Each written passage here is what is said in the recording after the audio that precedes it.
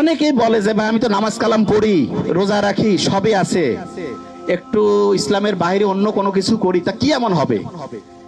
ভালো আমল আর এদিক খারাপ আমল কাটাকাটি করে কিছু থাকলে তো আমি ডান হাতে আমল নামা পেয়ে ভেস্তে চলে যাবো, এরকম চিন্তা কিন্তু অনেকের মাথার মধ্যে আছে।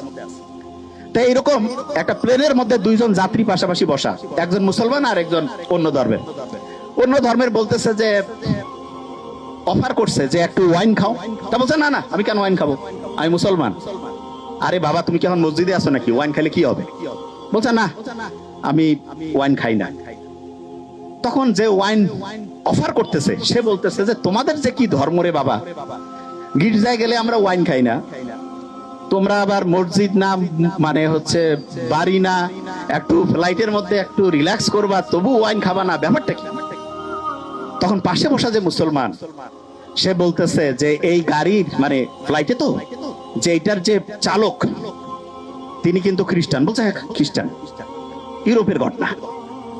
তা বলতেছে আচ্ছা ওনাকে যদি এখন মদ খাওয়ানো হয় তুমি কি জানার পরে এই ফ্লাইটে যাবা? কয় না, আমি কেন যাবো। বা কেন যাবা না? বলছে উনি তো এখন ডিউটিতে আছে, ডিউটিতে কেন হচ্ছে মদ খাবে?